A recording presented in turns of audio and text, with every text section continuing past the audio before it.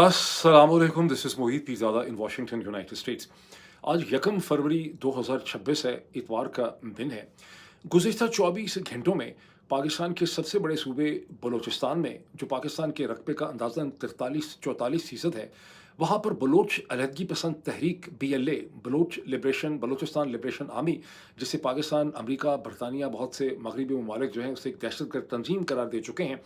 BLA ने जो बलूचिस्तान के मुख्तलिफ मकामात पे ताबड़तोड़ हमले किए, उससे जो सूरत हाल पैदा हुई है, पाकिस्तान की रियासत के लिए किस किस्म का चैलेंज है, इसका हल क्या है, इसकी एक्सटर्नल डायमेंशन क्या है, पाकिस्तान vis-a-vis पाकिस्तान, हिंदुस्तान vis-a-vis पाकिस्तान, मुत्तहिदा अरब इमारात, इन तमाम चीज़ों का एक जायज़ा लेने की ज़रूरत है। जब मैंने अपना पिछला वीलॉग किया तो उस वक़्त इत्तलात आ रही थी, BLA के क्लेम्स थे, खबरें आ रही थीं सोशल मीडिया के ऊपर, लेकिन उस वक़्त तक हुकूमत पाकिस्तान का और पाकिस्तान के इदारों का, रियासती इदारों का, फ़ौज का, ISPR का कोई मौक़िफ़ हमारे सामने नहीं आया था। इसलिए मैंने मुनासिब यही समझा कि जब गवर्नमेंट का एक पर्सपेक्टिव हमारे सामने आएगा, तब हम एक कॉम्प्रिहेंसिव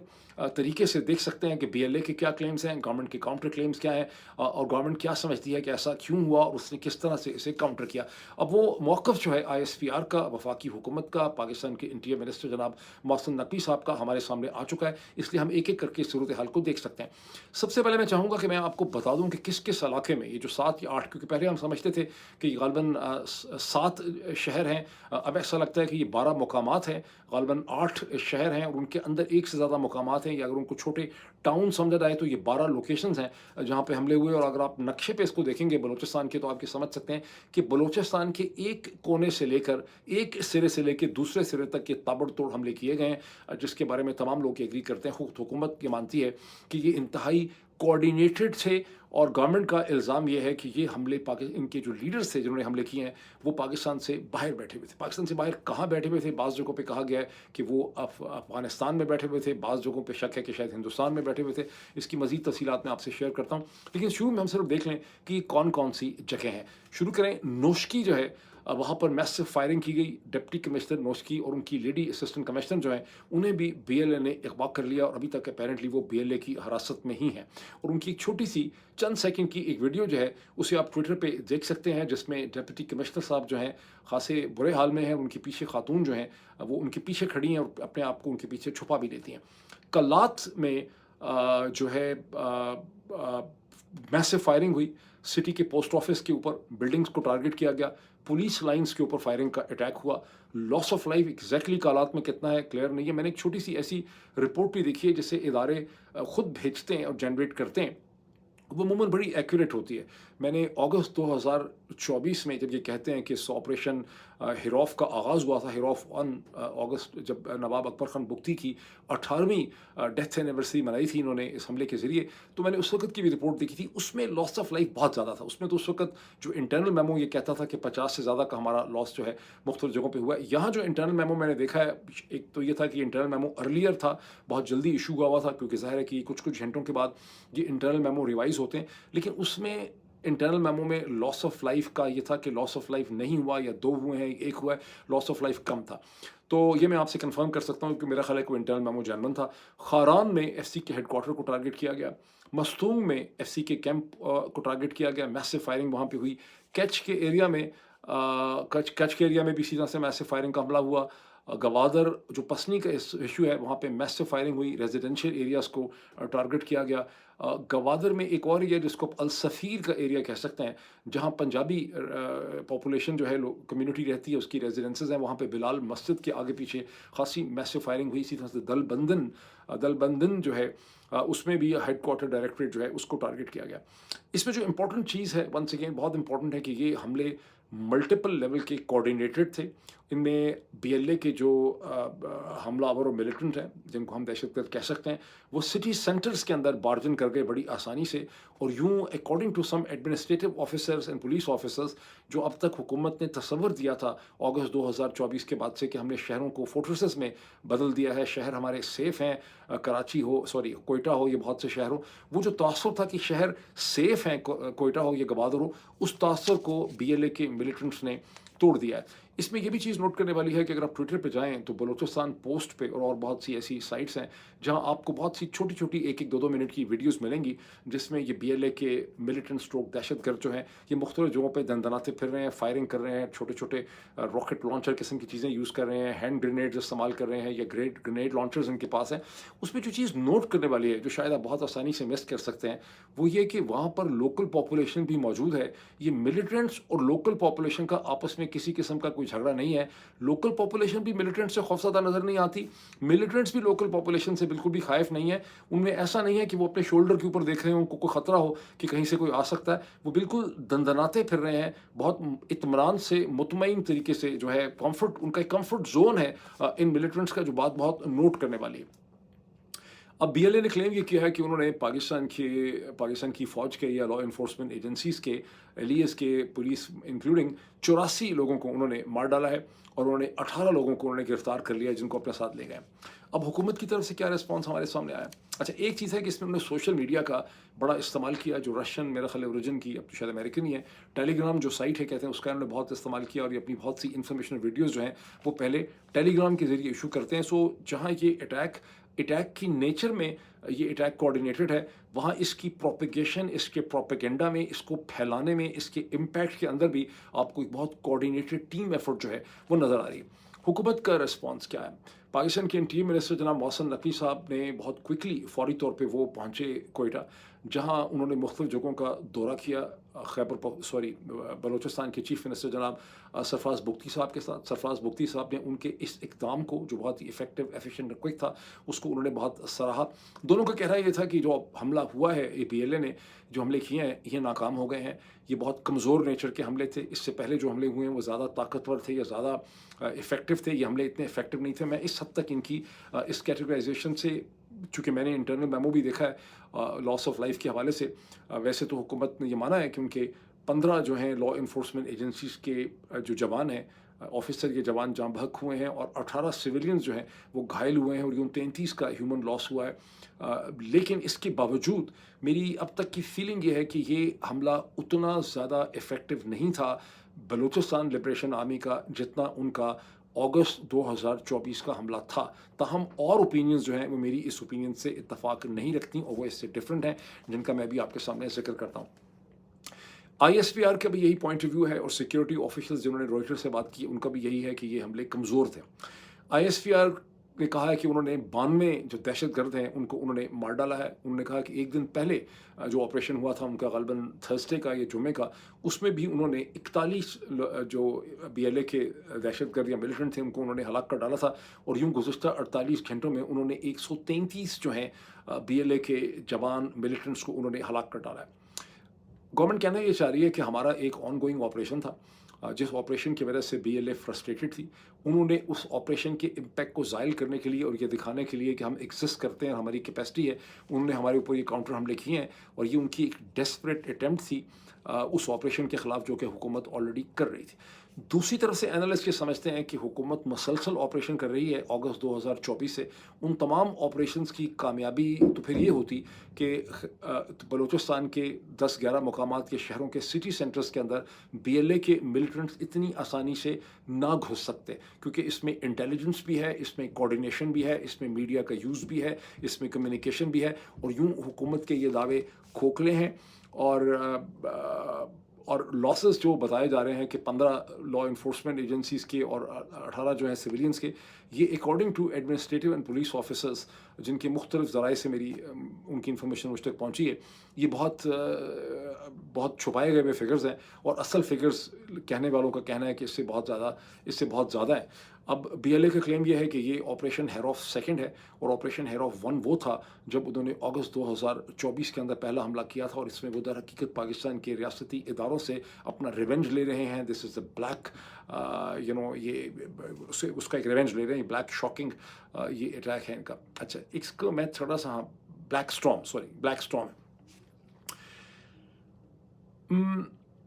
अच्छा, ये तो मैंने आपको बता दिया कैपेसिटी के इश्यूज़ में से। अब मोहसिन नकवी साहब ने वहाँ पर ये इल्ज़ाम लगाया, जो जॉइंट प्रेस कॉन्फ्रेंस उन्होंने की है जनाब सरफराज बुगटी साहब के साथ, उन्होंने इल्ज़ाम लगाया कि सारे के सारे हमले जो हैं इसके लिए हिंदुस्तान ज़िम्मेदार है। उस प्रेस कॉन्फ्रेंस में बात करते हुए मोहसिन नकवी साहब ने एक बड़ी इंटरेस्टिंग बात की। उन्होंने कहा ये नॉर्मल किस्म के टेररिस्ट नहीं। अब इससे पहले टेररिस्ट कई किस्म के डिफ़ाइन हो चुके हैं। उसमें फ़ितना हिंदुस्तान है, उसमें फ़ितना अल ख़वारिज है, उसमें नॉर्मल और एबनॉर्मल टेररिस्ट की टर्म नहीं थी। ग़ालिबन कहना ये चाह रहे हैं कि टेररिस्ट तो मोहित पीरज़ादा भी है, टेररिस्ट तो वजाहत सईद खान भी है, टेररिस्ट तो हैदर मेहदी भी है, टेररिस्ट तो कर्नल रिटायर्ड अकबर हुसैन साहब जो कि अमेरिकन सिटीज़न है वो भी टेररिस्ट हैं, बड़े सक्सेसफुल बिजनेसमैन हैं, ट्रांसपोर्ट का काम करते हैं। उनका मतलब है कि टेररिस्ट तो शाहीन सेबाई साहब भी हैं जो वाशिंगटन में रहते हैं, टेररिस्ट तो आदिल राजा साहब भी हैं, टेररिस्ट तो शहजाद अकबर साहब भी हैं, टेररिस्ट तो शायद इमरान रियाज़ भी होंगे और भी बहुत से लोग होंगे। लेकिन ये सब लोग मोहित पीरज़ादा से लेकर इमरान रियाज़ तक के जितने लोग हैं या वक़ार मलिक हैं, ये नॉर्मल टेररिस्ट हैं। ये ऐसे टेररिस्ट हैं जो डिजिटल टेररिज्म करते हैं, गालियाँ शालियाँ निकालते हैं, सख्त किस्म की तनकीद करते हैं। और ये बंदूकों वाले और हैंड ग्रेनेड्स वाले जो टेररिस्ट हैं, ये एबनॉर्मल टेररिस्ट हैं। वैसे उनका कहने का मतलब ये था कि ये एबनॉर्मल इसलिए है कि इनके पीछे हिंदुस्तान है और उसकी की सारी ट्रेनिंग जो है वो हिंदुस्तान से की गई है। और दोनों ने ये कहा, मोहसिन नकवी साहब ने बहुत ही गुस्से से ये कहा है, उन्होंने कहा कि हम हिंदुस्तान ने जो अपने चेहरे के ऊपर मास्क लगा रखा है, हम पूरी दुनिया में हिंदुस्तान को एक्सपोज कर देंगे, हम दुनिया के सामने ये साबित कर देंगे कि जो जाके लोगों को मिलते हैं और अमन परस्त बनते हैं, ये असल में अमन परस्त नहीं है, हम इनकी हकीकत जो है वो दुनिया के सामने खोल के रख देंगे। अब इसमें तो कोई शक नहीं है कि कुलभूषण जाधव को बहुत साल पहले, मेरा ख्याल है 2014, 15, 16, मुझे याद नहीं कौन सा साल था, 2017, 18 कोई साल था, नवाज शरीफ साहब की हुकूमत थी, 2017 का मेरा ख्याल साल था या 16 का साल था, जब कुलभूषण जाधव जो हैं, जो इंडिया के एक नेवल ऑफिसर थे, उनको बलूचिस्तान से पाकिस्तान की इंटेलिजेंस एजेंसीज ने गिरफ्तार किया था। वो अभी तक पाकिस्तान ही की कस्टडी के अंदर है। उनका जो दैन हेग के अंदर मुकदमा था इंटरनेशनल कोर्ट के अंदर, वो भी मैंने अटेंड किया था। तो ज़ाहिर है कि हिंदुस्तान के ताने बाने और हिंदुस्तान का कनेक्शन तो BLA या बलोच इंसर्जेंट्स के साथ है, लेकिन वो किस हद तक सिर्फ हिंदुस्तानी का कनेक्शन है, इसके अंदर किस हद तक एक इंटरनल पॉलिटिकल डिस्टर्बेंस का एलिमेंट है, किस हद तक इसमें ईरान मुलवस है, किस हद तक इसमें मुत्तहिदा अरब इमारात भी है, ये भी सोचने वाले सवालात हैं। मज़ीद मैं इसका जिक्र करता हूँ। थोड़ा सा मैं आपको ये बता दूँ कि हिंदुस्तान ने से सवाल पूछा है रॉयटर्स ने, उन्होंने इसका कोई जवाब अभी तक जो है वो नहीं दिया कि उनकी पाकिस्तान ने जो क्लेम्स किए हैं मोहसिन नकवी साहब ने, सरफराज बुगटी ने, इस पर हिंदुस्तान का कोई रिएक्शन हमारे सामने जो है वो अभी तक नहीं आ सका। सरफराज बुगटी साहब बहुत इमोशनल रहे इस सारे टाइम पीरियड में, जहाँ वो पुलिस लाइन में जब गए और चूँकि पुलिस के खासे जवानों जहाँ भक हुए हैं, वहाँ सरफराज बुगटी साहब जो हैं, जो चीफ मिनिस्टर हैं बलूचिस्तान के, वो रो भी पड़े। अब आए थोड़ा सा मुत्तहिदा अरब इमारात और ईरान के कनेक्शन में। ईरान के हवाले से भी बहुत से इल्ज़ामात हैं, लेकिन मुत्तहिदा अरब इमारात के हवाले से बहुत ही स्ट्रक्चर्ड किस्म का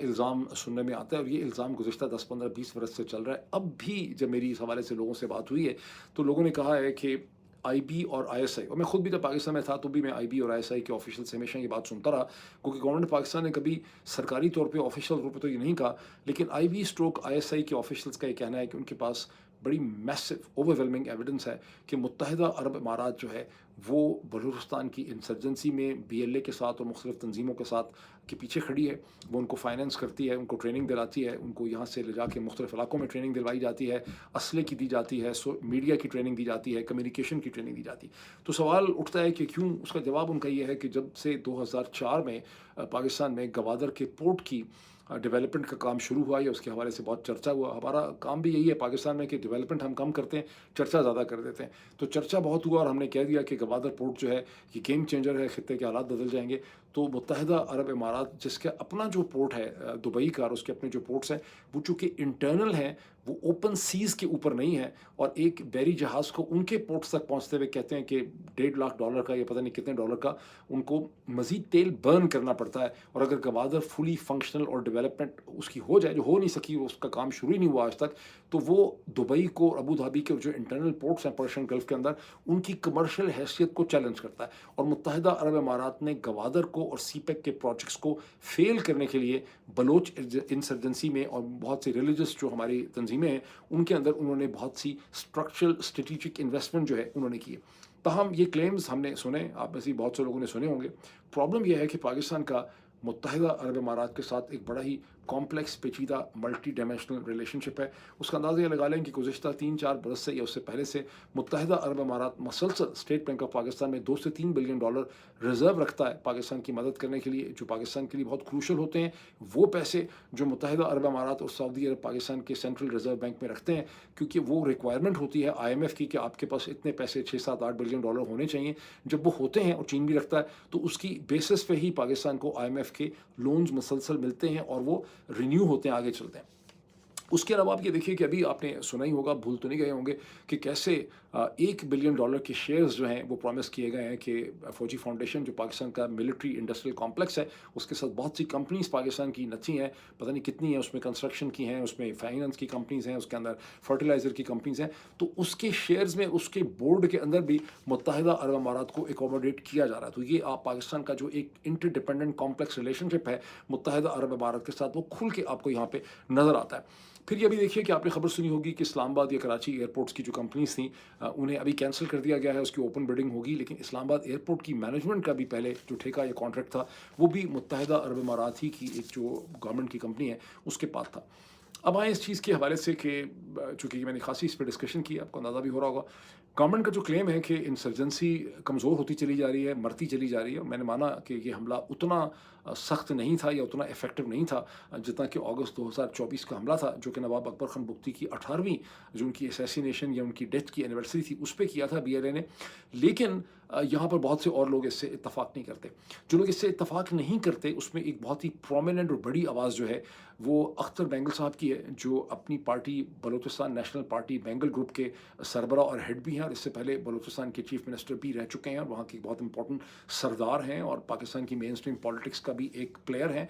उन्होंने उर्दू में एक ट्वीट किया है जिससे पूरी दुनिया के ज़राए अबलाग ने, जिसमें अल जज़ीरा ने भी उसे कोट किया है, उसको डॉन अखबार ने भी कोट किया है, उसे रॉयटर्स ने भी कोट किया है, और उन्होंने ये कहा है कि इस किस्म की सूरत हाल जो इतनी ख़तरनाक है, इससे पहले उन्होंने कभी नहीं देखी। मज़ीद उन्होंने उसकी एक्सप्लेनेशन ये दी है कि इस वक्त बलूचिस्तान के जो सरदार हैं, उनकी तरह के जो अपने अपने कबीलों के सरदार हैं, जिन्हें अपने इलाकों में जाना होता है कोयटा से निकल के, अपनी रेजिडेंसेस तो कोयटा में रखते हैं, लेकिन वो उनका अपने इलाकों में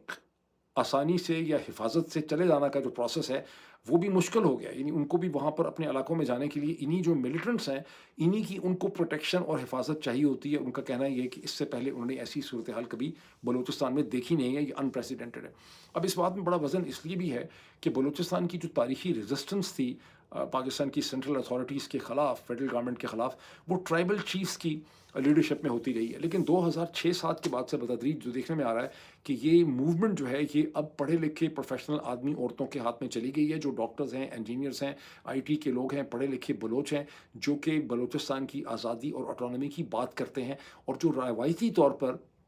यहाँ पर जो ट्राइबल चीफ्स होते थे, जिनके ज़रिए फेडरल गवर्नमेंट रूल भी करती थी और वो उसके ख़िलाफ़ खड़े भी हो जाते थे, जो 70s की इंसर्जेंसी थी बलूचिस्तान की, बहुत ही खूंखार किस्म की, जो 3-4 बरस चलती रही, और जिसे जनरल ज़ियाउल हक ने आके ख़त्म किया था, जो जुल्फ़िकार अली भुट्टो के ज़माने में शुरू हुई थी। वो प्रिंसिपली तौर पे जो सरदार थे, मैंगल्स एंड मज़ारीज़ और बिज़ंजोस, वो उसको लीड कर रहे थे। लेकिन अब ये जो है, ये नॉन ट्राइबल लीडरशिप के पास है, ये मिडिल क्लास प्रोफेशनल लोगों के पास है, जिनकी बहुत सी शक्लें और तस्वीरें जो हैं आप सोशल मीडिया के ऊपर देख भी सकते हैं। इसमें जो एक एडिशनल डेंजरस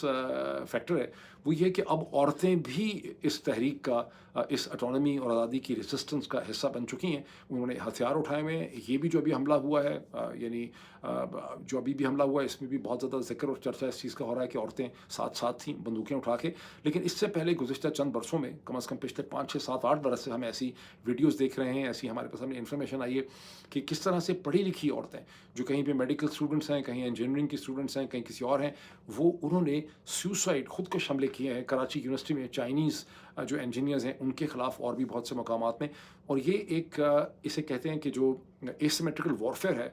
जहाँ पर एक ऐसी साइड जो अपने आप को समझती है कि हम दूसरे के मुकाबले में बहुत ज़्यादा डिस्प्रोपोर्शनेटली कमज़ोर हैं, हमारे पास ज़राए नहीं हैं, वहाँ पर भी औरत भी उस एसिमेट्रिकल वॉरफेयर में अपने आदमी के साथ उस तहरीक का हिस्सा बन जाती है। वियतनाम में भी यही सूरत हाल थी, कोरिया में भी यही सूरत हाल थी, चाइनीज़ कम्युनिस्ट पार्टी की रेवोल्यूशन में भी थी, यही सूरत हाल बलूचिस्तान में। ये वो फिनोमेना है जो आपको पंजाब में नज़र नहीं आता, ये वो फिनोमेना है जो अभी तक आपको खैबर पख्तूनख्वा में नज़र नहीं आता। एक रवायती बलोच माशरे के अंदर, जो उतना ही रवायती है ہے جتنا کہ خیبر پختونخوا کا ٹرائبل ایریا ہے یا پنجاب کا ہے۔ اس کنزرویٹو معاشرے کے اندر عورت نے بندوق اٹھا لی ہے، وہ اپنے آدمی کے ساتھ شانہ بشانہ پاکستان کے ریاستی اداروں کے خلاف اس نے بغاوت، علم بغاوت جو ہے بلند کیا ہوا ہے۔ یہ اے سیمیٹریکل وارفیئر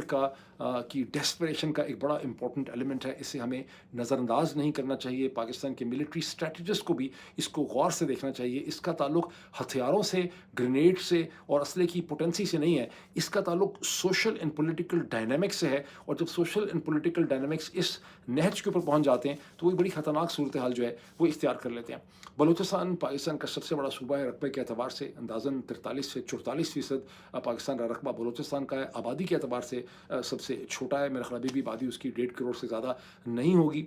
پاکستان کے ریاستی اداروں کی ساری تھنکنگ یہ ہے کہ یہ جو 1.5 کروڑ کی آبادی ہے اس میں آدھے پشتون ہیں اور بلوچ کسی بھی صورت 50% سے زیادہ نہیں ہے۔ جو 50% بلوچ ہیں ان میں سے بھی اکثر جو ہیں وہ ریڈیکل نہیں ہیں یا انہوں نے ہتھیار نہیں اٹھائے ہوئے، تو یہ چند ڈسٹرکٹ ہیں جو ڈسٹرب ہیں، اور یہ صورتحال اگر ایسے بھی چلتی رہے گی تو ہمیں کوئی بہت زیادہ فرق نہیں پڑتا۔ لیکن ایک بلوچ سورس کا مجھے کہنا یہ ہے کہ یہ ایک بڑی مس انڈرسٹینڈنگ یا مس کیلکولیشن ہے، بیکاز ٹھیک ہے کہ پشتون 40% آبادی کا حصہ ہوں گے یا 45% بھی ہوں گے یا اور بھی سیٹلرز وہاں پہ ایگزسٹ کرتے ہیں، لیکن جتنے بھی بلوچ ایریاز ہیں جہاں بلوچ رہتے ہیں وہ غالباً بلوچستان کے اس رقبے کا جو پاکستان کا 43% ہے اس کا 70 75 80% ایریا جو ہے وہ بلوچ ہے، جو بہت پھیلا ہوا ہے، رگڈ ہے، اور اس ایریا کی یہی وہ ایریا ہے جو سمندر سے بہت زیادہ ملتا ہے، جو کوسٹل بیلٹ ہے وہ ساری کی ساری اس ایریا میں ہے، اس لیے اس چیلنج کو اس طرح سے دیکھنا چاہیے۔ اب بہت سے انالسٹ جو مجھے لوگوں نے ٹیکسٹ کیے یا مجھ سے بات ہوئی، انہوں نے مجھے کہا کہ یہ ایک بڑا میسو انٹیلیجنس فیلئر ہے، اور یہ میجر جنرل فیصل نصیر صاحب جو ہیں یہ ان کا فیلئر ہے جو بلوچستان میں غالباً رہ کے بھی گئے ہیں۔ ان کا کہنا یہ ہے کہ ISI اور اس کا بہت بڑا ڈھانچہ جو ہے وہ پاکستان کی مین stream political party Pakistan Tehreek Insaf کو، پاکستان کے میڈیا کو، پاکستان کی جوڈیشری کو، پاکستان کے وکیلوں کو دبانے میں، پکڑنے میں، ان کا تعاقب کرنے میں لگا ہوا ہے۔ اس کی اگزامپل یہ ہے کہ ہزاروں لوگ لگے ہوئے ہیں یوٹیوب چینلز کو سپریس کرنے کے لیے، گوگل کو پٹیشنز کرنے کے لیے، ٹویٹر کو دبانے کے لیے، یوٹیوب کے اور ٹویٹر کے الگوریدمس کو کی جو الگوریدم ہے اس کو تھروٹلنگ کرنے کے لیے، اسے ویک کرنے کے لیے، جس کا اثر آپ میرے یوٹیوب چینل کے اوپر دیکھ رہے ہیں، ٹک ٹاک کو پکڑنے کے لیے، فیس بک کو پکڑنے کے لیے، تو ظاہر ہے کہ ایک بہت بڑی مین پاور یہاں لگی۔ ان کی ساری جو انٹیلیجنس ایبلٹی ہے، نیگوسیشن ایبلٹی ہے، وہ یہاں خرچ ہو رہی ہے، اور ان کو کیا پتہ نہیں ہے کہ BLA جو ہے اس قسم کے ملٹیپل کوآرڈینیٹڈ حملے کی تیاری کر رہی ہے، جہاں انہوں نے یہ ڈیمونسٹریٹ کیا ہے کہ وہ بلوچستان کے شہروں کے درمیان میں، ان کے سٹی سینٹرز کے اندر جو ہے وہ جا کے گھس سکتے ہیں۔ اور ظاہر ہے کہ ISI کی بہت بڑی جو فوج ہے، ان کی جو ایک ہیومن ریسورس ہے، اس نے میجسٹریٹس کو بھی پکڑا ہوا ہے، سیشن کورٹس کے ججز کو بھی پکڑا ہوا ہے، اینٹی ٹیرر کورٹس کو بھی پکڑا ہوا ہے، ہائی کورٹ کے ججز کو بھی، Islamabad high court, Lahore high court, Peshawar high court, ہر جگہ انہوں نے، تو ان کا کام اتنا پھیل گیا ہے کہ جو اصل ان کا کام تھا وہ کام جو ہے وہ نہیں کر پا رہے۔ پھر مینوائل یہ بھی آپ دیکھیے کہ دہشت گردی کی ڈیفینیشن جو ہے وہ بھی کتنی بدل دی گئی ہے۔ جیسے کہ محسن نقوی صاحب کہہ رہے ہیں کہ یہ نارمل ٹیررسٹ نہیں تھے، یعنی نارمل ٹیررسٹ بھی ہوتے ہیں ہماری طرح کے نارمل ٹیررسٹ، ویسے ٹھیک ہیں لیکن ہیں ٹیررسٹ ہیں۔ تو جب ڈیفینیشن آپ نے دہشت گردی کا جو قانون تھا، اینٹی ٹیرر ایکٹ ہے، اور ڈیفینیشن جو ہے ٹیررزم کی، اس کو اتنا مس یوز کیا گیا ہے پاکستان میں گزشتہ 3-4 برس میں کہ اس لفظ کی اہمیت جو ہے وہ ساری کی ساری ختم ہو گئی۔ سلوشن اس کا کیا ہے؟ میں نے جتنے بھی لوگوں سے بات ہوئی ان کا خیال ہے کہ میں نے آپ کو جیسے کہا کہ پاکستان کے ریاستی اداروں کا خیال یہ ہے کہ یہ انسرجنسی آہستہ آہستہ دم توڑ دے گی۔ انسرجنسیز کچھ عرصہ چلتی ہیں، 15-20 برس کے بعد وہ کمزور ہو جاتی ہیں۔ ان کا خیال ہے کہ unlike the former east Pakistan, جہاں ہمیں فل فلیج جغرافیکل ایکسیس نہیں تھی، راستے میں ہندوستان کا رقبہ آتا تھا، ہمیں اوور فلائٹ کر کے جانا پڑتا تھا، یہاں ہمارے پاس ہر طرف سے جو ہے ایکسیس حاصل ہے، اس لیے یہ انسرجنسی جو ہے یہ ہمارے خلاف کامیاب نہیں ہو سکتی۔ ان کی اسی قسم کی تھنکنگ ہے۔ لیکن جو زیادہ سمجھدار لوگ ہیں، جس میں جو ایڈمنسٹریٹو آفیسرز ہیں، جس میں پولیٹیشنز ہیں، اور جس کے اندر پولیس کے آفیسرز ہیں، ان کا خیال ہے کہ یہ ایک بڑی سیریس مس انڈرسٹینڈنگ ہے۔ اس کا الٹیمیٹلی حل جو ہے وہ پولیٹیکل ڈائلاگ میں ہے، لیکن وہ یہ کہتے ہیں کہ بدقسمتی سے پاکستان کے جنرل ہیڈ کوارٹرز جو ہیں انہوں نے یہ ڈیمونسٹریٹ کیا ہے بار بار کہ ان کے پاس political dialogue and solution and negotiation کی کوئی کیپیسٹی اور اسکل ایگزسٹ ہی نہیں کرتی۔ اور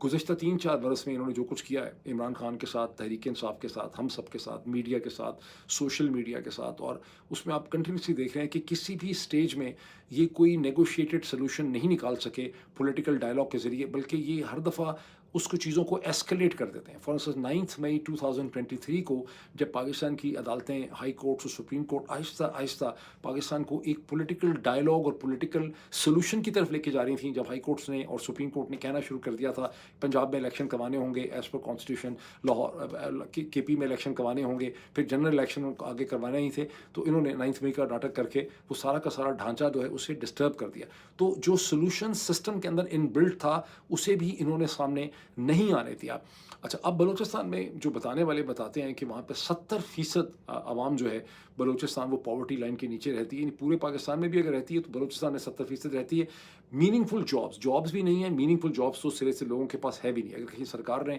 کوئی جابس کریٹ بھی کی ہیں تو اس میں کوئی لوگ اپنے لیے نفسیاتی طور پر اپنے لیے یا اپنے کیریئر کے لیے کوئی میننگ فل آپشن جو ہے وہ نہیں پاتے.